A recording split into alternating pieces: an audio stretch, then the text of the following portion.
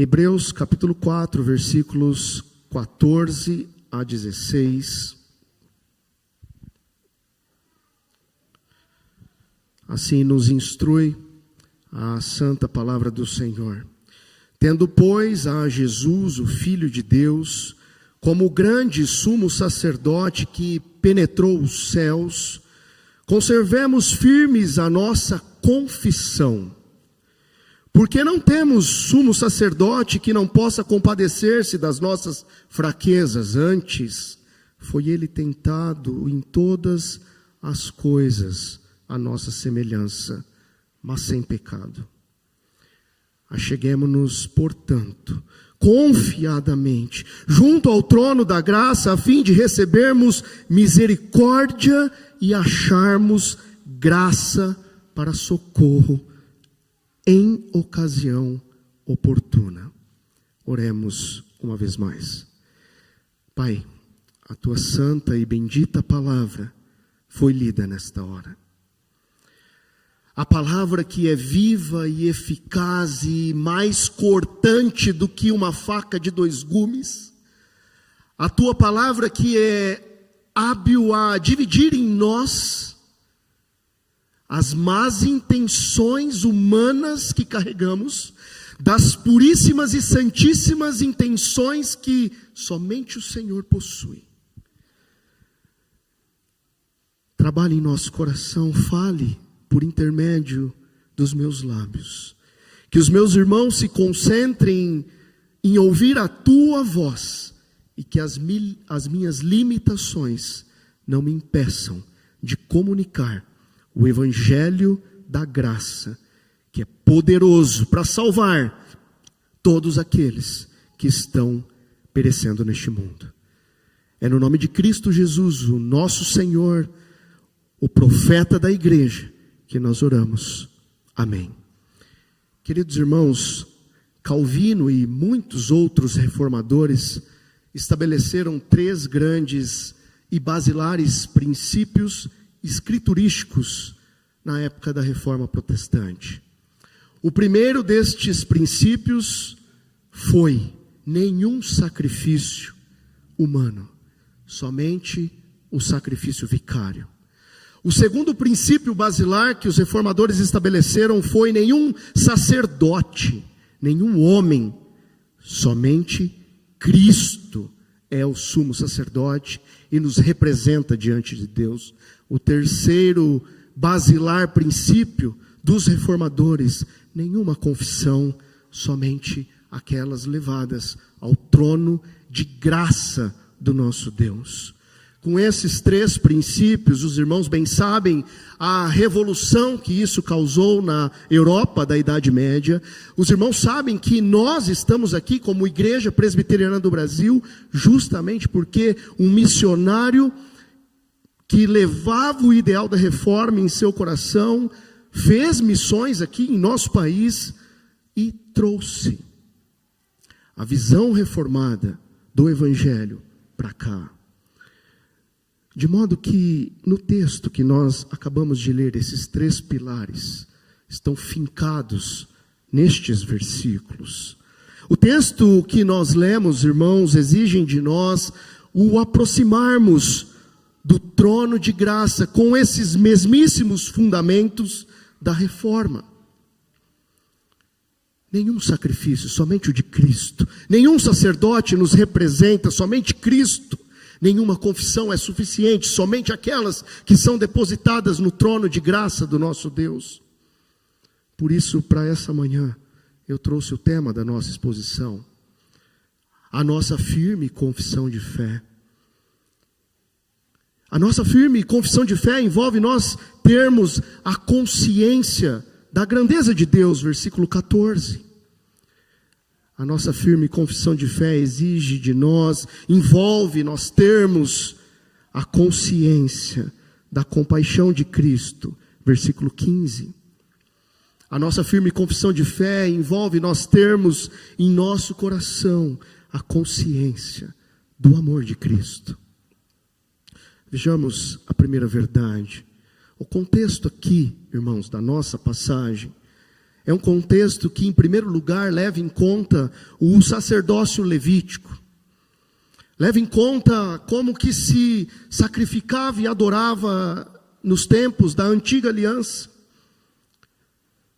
E tal sacerdócio centrava-se, nós sabemos disso, basicamente e originariamente, na figura do sumo sacerdote Arão. Por isso, para os cristãos que estavam diante desta palavra que nós temos aqui, na nossa passagem, aqueles judeus do primeiro século, eles precisariam ver em Cristo, para aceitar a fé cristã, para aceitar o cristianismo, eles precisavam saber e crer que Jesus, então, era um sacerdote, um sumo sacerdote, e que Jesus, então, fosse superior a Arão. E a segunda informação contextual, o contexto aqui nos permite sabermos que o autor, a carta aos Hebreus, já vinha nos informando a respeito da superioridade de Cristo. Cristo é mostrado aqui em Hebreus, se você voltar às suas páginas, ele é superior aos profetas. Isso está registrado no capítulo 1, versículos de 1 a 4. 2. O autor aos Hebreus nos mostra que Cristo não é só superior aqui aos profetas, mas ele é superior aos anjos. Capítulo 1 ainda, versículo 5 em diante. 3.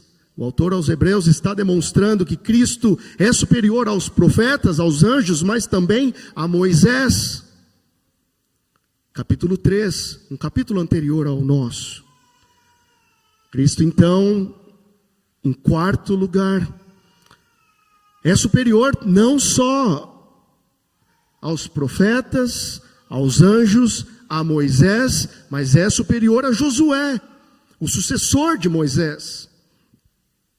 E aí nós chegamos agora, exatamente nessa localização da passagem, em que o autor da carta aos Hebreus vai nos mostrar que aqui está a prova de que o nosso Senhor Jesus é acima de qualquer sumo sacerdote.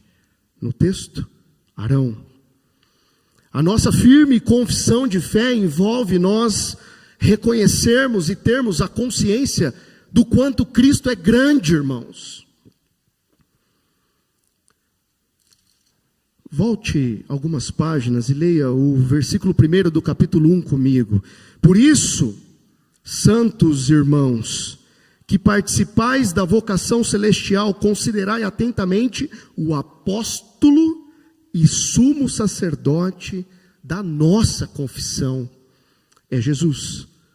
Hebreus 3, 1. Jesus é grande. Jesus não é restrito ao tamanho dos teus problemas. Jesus não é restrito a uma ordem denominacional. Jesus não é restrito a nada que o possa retê-lo, irmãos, em uma mente limitada humana. Por maior capacitado que seja um teólogo, homem não pode sequer balbuciar essa grandeza que há em nosso Deus. Um Deus que move montanhas, um Deus que faz o extraordinário acontecer diante dos nossos olhos. Um Deus que resgata o mais ímpio dos pecadores e o transforma o caráter, o assemelha a Cristo. É grande o conforto que tem que haver em nós, ao sabermos que Ele é grande, e que a nossa confissão de fé envolve o reconhecimento dessa grandeza. Ele é superior a Arão, ao sumo sacerdote. E Ele é superior porque Ele foi elevado. Ele foi elevado acima dos céus, o versículo 14 nos mostra isso. Tendo, pois, a Jesus, o Filho de Deus, como grande sumo sacerdote que penetrou os céus. Novamente, abra comigo em Atos, para nós entendermos o significado do que o autor aos Hebreus registra aqui, Atos, capítulo 1, versículo 9. Para nós entendermos a dimensão da grandeza do nosso Senhor Jesus. Atos 1:9 diz: ditas estas palavras, foi Jesus elevado às alturas à vista deles, e uma nuvem o encobriu dos seus olhos. Irmãos, Cristo é tão grande que ele percorreu as nuvens do céu, ele atravessou os céus, ele peregrinou sobre os céus, ele viajou por cima do mais alto céu. Essa é a ideia do penetrar aqui.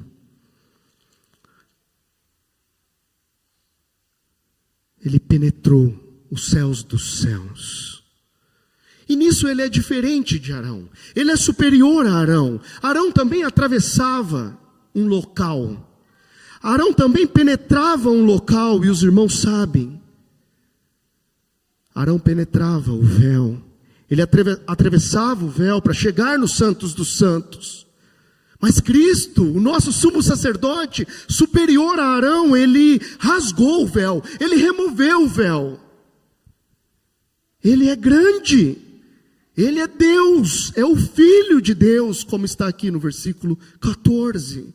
Ele é a segunda pessoa da Trindade, ele ocupa o trono, e nisso ele se diferencia de Arão também. Arão dorme. O nosso Cristo vive. O nosso Cristo vive e nos dá vida. O nosso Cristo penetrou os céus e de lá ele não sai, ele está ocupando o trono, à destra. Arão, toda vez que sacrificava, precisava sair. Ele não podia permanecer. Reflita, então, nesta hora, sobre a grandeza da sua confissão. Eu não sei como que é a tua confissão. Eu não sei se você questiona a grandeza de Deus no seu dia a dia. Eu não sei se você se questiona a respeito da fé que foi implantada no teu coração. Você precisa refletir sobre a grandeza dele a respeito do tempo. O tempo não é seu. As coisas não acontecem de acordo com o seu tempo. As coisas não acontecem de acordo com a tua vontade, com o teu querer. Irmãos, e quantas vezes nós lidamos com isso? Eu falo por mim, a começar por mim, quantas vezes eu estou ali esmurrando uma faca. O tempo é dele, o controle é dele, as coisas acontecem no momento dele, não é no seu. A grandeza dele envolve algo muito superior ao que você conhece de tempo. Ele penetrou os céus. Ele está fora dessa dimensão. Reflita. Ele é grande. Controla o tempo. Há uma canção que nós cantamos. O tempo está em suas mãos. E é isso mesmo. O tempo está em suas mãos. Reflita em segundo lugar sobre o amor dele, o amor que é acima de tudo e de todos. Nós, evidentemente, sabemos que o amor de mãe, é dito por estudiosos e é verdade, ele é incomparável. Humanamente falando, o amor de mãe é difícil. Difícil para as esposas competir com o amor de mãe. O amor de mãe é grande para nós. Mas imaginem que o fato de Cristo ser superior a Arão e ter sido aquele que navega pelo alto dos céus, aquele que está fora deste cosmos, o amor dele é muito maior do que um amor de homem carnal. É um grandioso amor. É um amor capaz, irmãos, a ponto de fazer o apóstolo Paulo dizer que não há medida para mensurar esse amor. Não há profundidade, não há altura, não há extensão.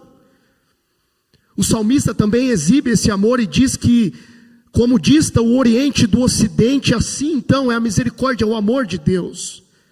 A nossa mente não consegue. Nós, no máximo, conseguimos ir até uma mãe, até uma avó, até uma trisavó. Mas o amor dele é muito grande. Você precisa refletir nisso. Quando você confessa firmemente, a sua confissão de fé deve envolver a consideração de que ele é muito grande. Para ele não há impossíveis. Para ele não há diagnósticos que são irreversíveis. O decreto que o médico às vezes, e muitas vezes dá, e eu não estou advogando contra médicos aqui, mas quando os médicos dizem não há chance, não, é Deus quem diz isso. É Jesus quem faz isso. Ele é grande, grandioso. O seu sacerdócio é eterno, diferente de Arão, que eu volto a dizer, dormiu, morreu. O nosso Senhor Jesus é acima de Arão, porque ele cumpre as sombras dos sacerdócios terrenos. E aqui já dá para nós sabermos, não há que se dizer em um sumo pontífice, em um sumo sacerdote nesta terra, em que corre sangue em suas veias. A partir de hoje, querido irmão, confesse, mantenha firme a sua confissão de fé, mas centralize a sua adoração, guarde firmemente, conserve firmemente, como está aqui no final do versículo 14, a sua confissão de fé. Confesse que para você Ele é Deus. Confesse que Ele é o seu Salvador. Ele é o Rei dos Reis, como nós expusemos aqui na liturgia. Essa é a primeira verdade do nosso texto. A nossa firme confissão de fé exige de nós determos a consciência da grandeza dEle. Mas em segundo lugar, nós devemos deter também a consciência de sua compaixão. Versículo 15. A compaixão dEle. Essa palavra aparece aqui no versículo 15. Porque não temos sumo sacerdote que não possa compadecer-se das nossas fraquezas. Antes foi ele tentado em todas as coisas, a nossa semelhança, mas sem pecado. O nosso Senhor Jesus é superior, não só aos profetas, não só aos anjos, não só a Moisés, a Josué, não só superior a tudo que você possa conhecer. Ele é superior a Arão, ele é compassivo. Sabe, o verbo empregado aqui possui uma construção, irmãos, que nos mostra uma plenitude que há em Jesus em compreender as nossas fraquezas, as nossas limitações. Ele não compreende as nossas fraquezas de uma maneira ofuscada, de uma maneira limitada. Ele sabe, por maior que seja a sua dor e a sua angústia e o seu drama, a ideia desse compadecer-se é que essa compaixão dele é inimaginável, é incomparável, é grande. O psicólogo não compreende. Os médicos não compreendem. Os pastores não compreendem. Por que não admitir isso? Mas a compaixão de Jesus é plena, é inesgotável. E essa ideia verbal aqui, nossa firme confissão de fé deve revelar a nós a consciência dessa grande compaixão, incomparável. Ele sente as nossas fraquezas de maneira cabal. E a compaixão dele engloba toda dor humana, toda dor, toda dor humana. É o que o versículo 15 nos diz. Ele foi tentado em todas as coisas, a nossa semelhança. E com um detalhe sui generis, apontado por muitos estudiosos. Você e eu pecamos ao experimentarmos as aflições e as dores. Ele não. Ele foi sem pecado. Ele é sem pecado. Ele não caiu. Por isso, uma primeira reflexão é necessário nesta hora. Se você se assemelha a mim, e eu acredito que sim, você tem dificuldade em confessar as suas dores. Claro.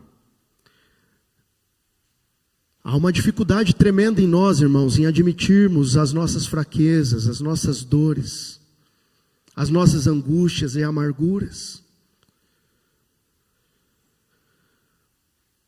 Há uma dificuldade em nós, naqueles momentos em que nós somos confrontados por aqueles que antagonizam a nossa fé, em fazer firme confissão.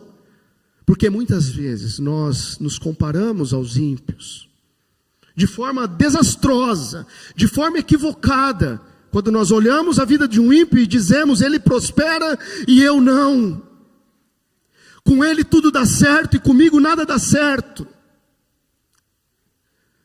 E quando esse tipo de humilhação bate em nossa porta, nós temos dificuldade de compreender a dimensão da compaixão de Cristo. Nós questionamos a compaixão de Cristo. Nós pensamos ser abandonados por Ele. Ao longo dos Salmos, o salmista ouvia muito isso, e vocês sabem, onde está o teu Deus? Cadê o teu Deus? Por que o seu Deus não se manifesta? Por que você passa por essas tormentas da vida? Por que o desastre não se aparta de ti?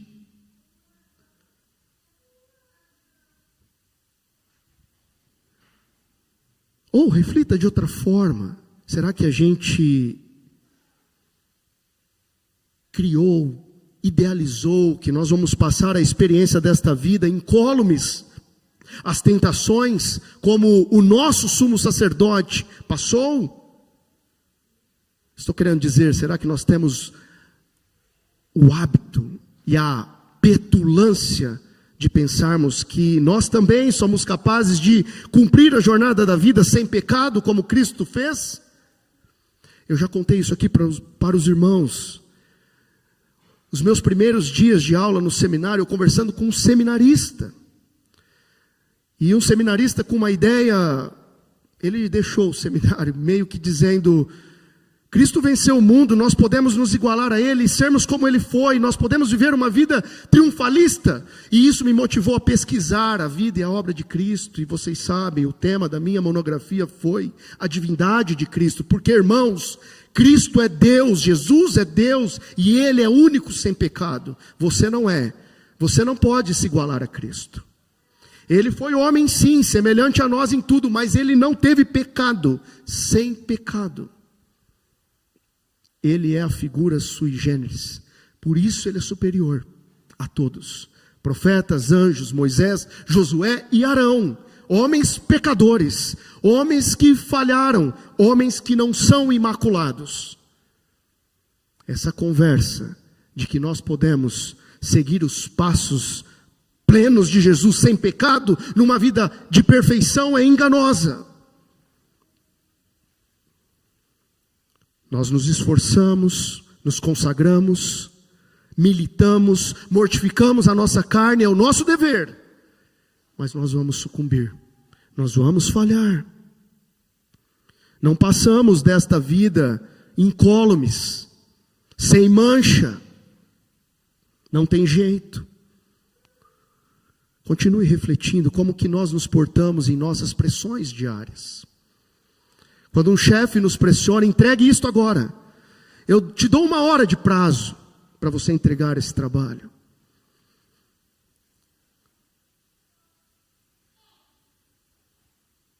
Quando recebemos pressões internas, confesse, admita, busque ajuda, faça algo, socorra-se. E os nossos medos, os assédios, ele é superior a Arão, irmãos, porque ele passou por tudo isso, ele foi assediado, ele foi vilipendiado, ele foi trucidado, ele foi zombado, ele foi xingado, ele foi cuspido, mas ele não pecou, Ele não cedeu. Ele é superior a Arão. A nossa firme confissão de fé exige de nós a consciência da compaixão, porque ele passou por todos os dramas humanos. Ele sabe o que é se compadecer da tua alma, dos teus dramas, das tuas lutas e das tuas dificuldades. Creia nisso. Confesse isso. Entenda de forma prática que a nossa firme confissão de fé exige de nós a consciência dessa grande compaixão. O nosso Senhor Jesus é empático, não duvide dele. Quando você for traído neste mundo, ele sabe o que é ter sido traído por um amigo. Quando você for abandonado, rejeitado, ele também sabe o significado disso. Quando você for desprezado, escanteado, ele sabe o que significa passar por isso. Ele é Deus Emanuel, atua de perto, irmãos. Então, se no verso 14 nós fomos exortados a manter firme a nossa confissão de fé, aqui no versículo 15, o que nós acabamos de ver é a razão pela qual nós devemos manter firme a nossa confissão de fé. A razão é, ele entende a nossa dor, o nosso drama e tudo que nós passamos. Porque o nosso sumo sacerdote não cede, não peca. Ele é superior a todos que o antecederam. É a segunda verdade do nosso texto. A nossa firme confissão de fé não só exige de nós a consciência da grandeza do nosso Senhor Jesus, não só adotarmos a consciência de sua compaixão, mas a nossa confissão de fé exige de nós a consciência a respeito do seu grandioso amor. Versículo 16. Acheguemo-nos, portanto, confiadamente junto ao trono da graça, a fim de recebermos misericórdia e acharmos graça para socorro em ocasião oportuna. Na terceira verdade do nosso texto, o autor aos Hebreus traz uma nova exortação, e o verbo, a construção verbal aqui, irmãos, indica que todos nós, crentes no Senhor, devemos nos aproximarmos do trono de graça de maneira contínua, de maneira constante, de maneira ativa, com total confiança diante do trono da graça. Sabe, isso significa que nós não nos aproximamos do trono da graça do nosso grandioso Deus somente quando nós temos disposição, somente quando nós temos vontade, somente quando as coisas vão tudo bem em nossa jornada. Não, nós não devemos nos aproximar, nos achegarmos confiadamente junto ao trono de graça para barganhar com Deus. Eu faço isso, Deus, se o Senhor fizer aquilo. Eu cuido desta área, mas o Senhor tem que fazer esta coisa por mim. Barganhar com Deus, trocar com Deus. Não, nós devemos nos aproximar de maneira contínua, constante e ativa, e somos nós. Não adianta olhar para o irmão do lado, eu vejo que você é bem consagrado, você participa de todos os trabalhos da igreja, coloca meu nome lá, faz por mim o meu trabalho, faz o que eu deveria fazer. Não, nós, acheguemo-nos todos nós, um a um, confiadamente ao trono de graça. Não chegue diante desse trono de maneira irreverente, de maneira leviana, de modo descuidado, de modo presunçoso. Com sobriedade é que você deve ir ao trono de graça de Deus.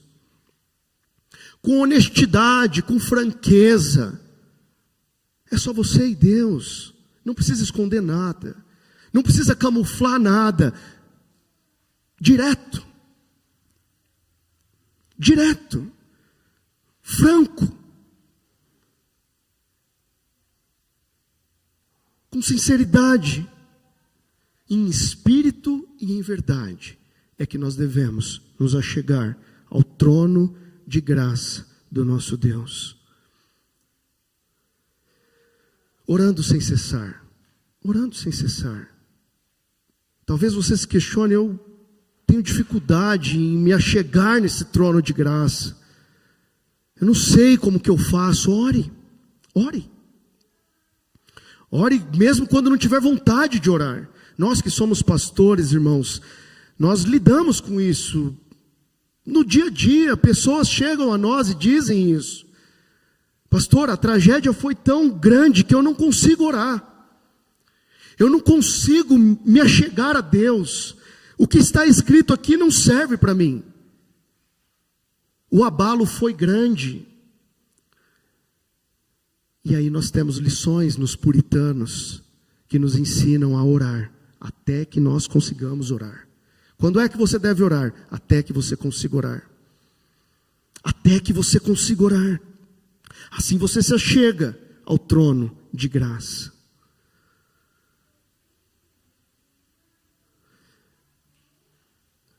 Reflita com sinceridade. Como é que você tem ido ao trono de graça do nosso Deus? De que forma? Honesta? Direta? O trono do nosso grande sumo sacerdote não é um trono de julgamento. Não é um trono de julgamento, é um trono de amor. E a nossa confissão de fé exige de nós a compreensão de que esse trono é repleto de abundante amor. Amor que nos socorre em nossas causas perdidas. Amor que faz maravilhas em nosso meio. E nós, como igreja presbiteriana da aliança, experimentamos isso constantemente, irmãos. Aqueles que se achegaram agora, talvez não se lembrem mais, nós já tivemos aqui episódios de curas de câncer.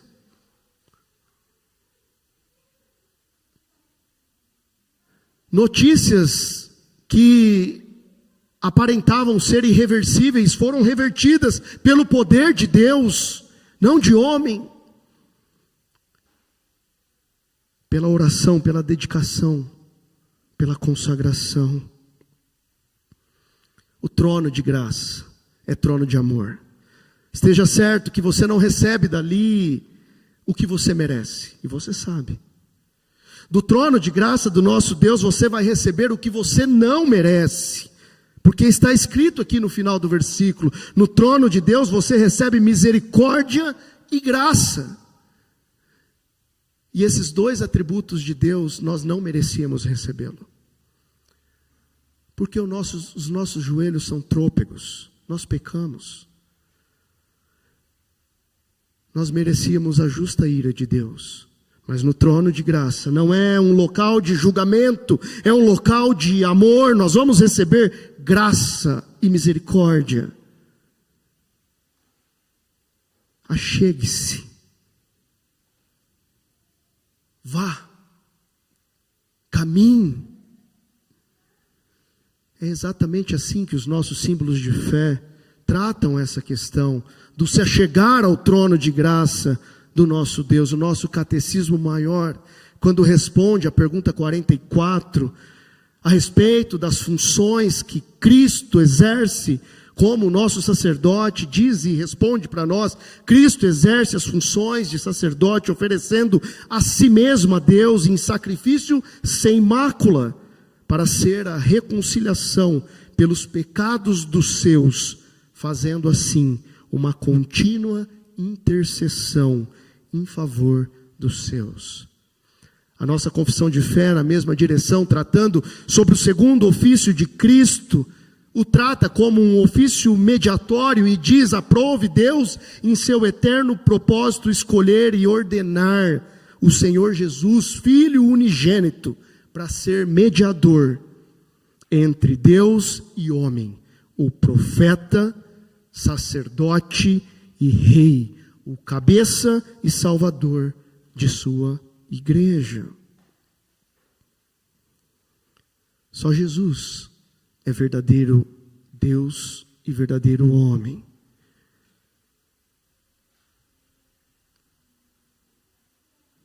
Nós não devemos admitir, irmãos, como os romanistas fazem, que há um supremo pontífice, que há um supremo sacerdote de carne e osso, que nos media e que nos conecta a Deus. Que importa que nós confessemos a este mediador humano os nossos pecados. Não é assim. Aqui no trono de graça, para recebermos misericórdia e acharmos graça, nós devemos nos socorrer de Jesus Cristo, o sumo sacerdote, que é superior a todos os que o antecederam. Nenhum homem adâmico pode servir de ser sumo sacerdote. Cristo é assim, superior a Arão, porque ele é o único sem pecado, o único que penetrou, que adentrou os céus dos céus e que está lá, assentado à direita do trono. E devia ser assim. Quando nós olhamos ainda para a carta aos Hebreus, nós entendemos o fundamento e o motivo disso acontecer. Isso está registrado, irmãos. Devia ser assim, devia ser o Cristo, nosso Senhor Jesus, aquele que foi feito e é o único e suficiente sumo sacerdote. Isso está registrado um pouco à frente da nossa passagem, no capítulo 5, no versículo 10. Vejam, o soberano conselho trinitariano, Pai, Filho e Espírito, esse conselho trinitário designou para ser assim, e o versículo 10 do capítulo 5 diz: tendo sido nomeado por Deus, sumo sacerdote, segundo a ordem de Melquisedeque. Tendo sido nomeado por esse conselho trinitário, somente ele podia ser o nosso mediador e o nosso sumo sacerdote. Esse é o grandioso amor que ele tem por você e por mim. Quero concluir esse sermão. Quero concluir essa mensagem reafirmando que a nossa firme confissão de fé exige de nós a consciência da grandeza de Cristo, a consciência da compaixão de Cristo e a consciência do seu grandioso amor. O trono de graça, irmãos, é lugar em que o maior poder do universo é manifestado ali. É o poder do Evangelho. O poder que resgata aqueles que são marginalizados, aqueles que são destruídos, aqueles que são escória, aqueles que não possuem esperança. No trono de graça, eles encontram o maior poder do universo, o poder do Evangelho, o poder que trouxe você aqui a esta igreja um dia, o poder que converteu o coração que está dentro de ti, o poder que faz você deixar de ser quem foi, tornando você em nova criatura, que confessa com os lábios a grandeza dele, do amor dele e da compaixão dele. Por isso, se você já crê e já confessa Cristo, ótimo. A minha mensagem para ti é que você cresça nesse conhecimento, que você continue a crescer e a conhecer dele. Mas eu quero dirigir essa mensagem a você que não crê, a você que não se submete ao senhorio, a você que luta com Deus, a você que milita contra Deus, a você que acredita aos homens um poder que não há neles. Saiba, tenha certeza, você precisa se arrepender. Sabe por quê? Porque no trono de graça há algo que está além de todas as coisas, além das coisas efêmeras deste mundo, além das coisas que passam e vagueiam neste mundo. É só no trono de graça que você vai achar misericórdia e graça. Você não pode ter uma firme confissão de fé se você está apegado se você está fincado neste mundo, arrependa-se, converta-se ao Senhor, para você receber misericórdia e graça e socorro para a ocasião oportuna, como está registrado aqui no final do versículo 16. O amor que ajuda miseráveis, o amor que trata com miseráveis e desvalidos como você e como eu. Esse amor é chamado de misericórdia na Escritura. E a gente só encontra no nosso sumo sacerdote essa misericórdia em Jesus. A graça, que é o amor que perdoa o penitente pecador, o insistente pecador, é só em Jesus que também encontramos essa graça. Convença-se, convença-se, perentoriamente, imediatamente, que é só no trono de graça que você vai achar a satisfação total e a resposta para todos os dilemas da existência, que não é tua e que você chama de tua, é dele.